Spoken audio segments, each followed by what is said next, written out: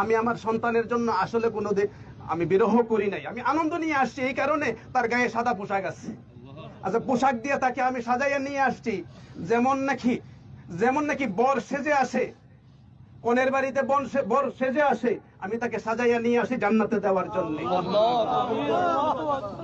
শুক্রবারে বিকাল থেকে তার জবানের মধ্যে তেলাওয়াত ছিল, জবান থেকে তেলাওয়াত বের হয়েছে, আল্লাহুল্লাযী লা ইলাহা ইল্লা ওয়ালান তাজিদা লাহু নাসীরা, এরকম আয়াতগুলো পড়তে ছিল। হ্যাঁ, অনেকগুলো পড়তে ছিল। তারপরে যে আইসিইউতে লাগানো হয়েছে, এগুলো বের হয়েছে। আমি যাই দেখি, আমি শুনি একটু কি পড়তে চাই, কি করতে চাই। তো বাসায় আসলেও কোনোদিন গোসল করে খালি গায়ে বের হয় নাই। আমি বলতাম যে এখানে তার কেউ নাই, না থাকলে কি এটা একটা পর্দা না? তো যাক, আলহামদুলিল্লাহ, আমি আমার আল্লাহ পাক রব্বুল আলামিন কেন আমাকে এই সন্তান দিয়েছেন এটা না দিলেও তো পারতেন। এখন নিয়ে গেছেন, অনেকে বলে যে অকালে মৃত্যু, আসলে মৃত্যুর কোনো কালই নাই। তো অকাল হবে কিভাবে বলেন তো দেখি? কারণ আজকে আমাদের চিরাচরিত নিয়মটা হইল বাবাকে কাঁধে করে সন্তান কবরে নিয়ে যাবে, আর আজকে বাবা কাঁধে করে সন্তানকে কবরে নিয়ে যায়। এটা একটা বিরহ থাকতেই পারে, মনের ভিতরে একটা আঘাত আছেই, থাকলেই হবে কি, আমি তার জন্য দোয়া করছি, 2 রাকাত নামাজও পড়ছি। আমি 2 রাকাত নামাজও পড়ছি।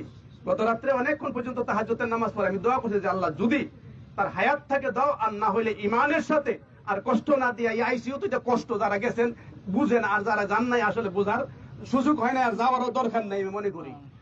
আমি আসলে একদিক দিয়ে হইলো আনন্দ নিয়ে আমি চলে আসছি, আমার মধ্যে কোনো বিরহ নাই। হ্যাঁ, ওর আম্মা আমার চেয়ে আরো শক্ত মনওয়ালা, কোনো কান্নাকারি নাই। এটা করবো কেন? যদি এটা আমাকে না দিতেন, সিরিয়ালে যদি এটা না দিতেন, তাহলে তো আমরা 4 নম্বরে থাকতাম, এটা দেওয়াতে 5 নম্বর ছেলে হয়েছে আমরা, ঠিক না? তো এই জন্য আপনাদের কাছে দোয়া চাই।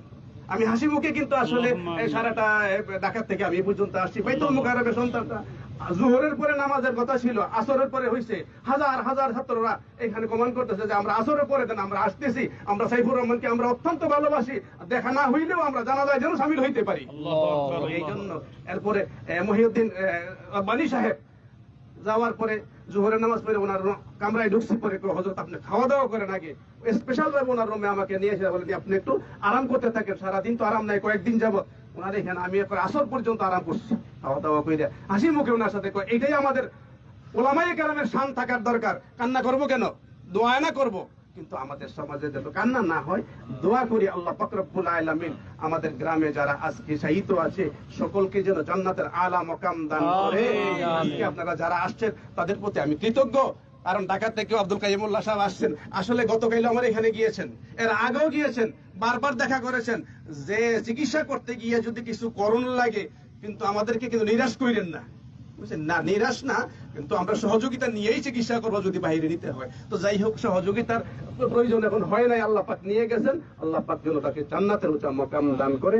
আমার মনের আশা, কারণ যেহেতু গুনাহ টুনা করছে না, আমি চোখে দেখি না, উস্তাদরাও বলতেছে, সেটা ডাইরেক্ট জান্নাতে যাওয়ার একটা মানে মনে হয় যে উপযুক্ত এক ব্যক্তি অবশ্যই সে সফলতা অর্জন করবে। আল্লাহ সকলকে তৌফিক দান করুক। আমার বড় ভাই আল্লাহ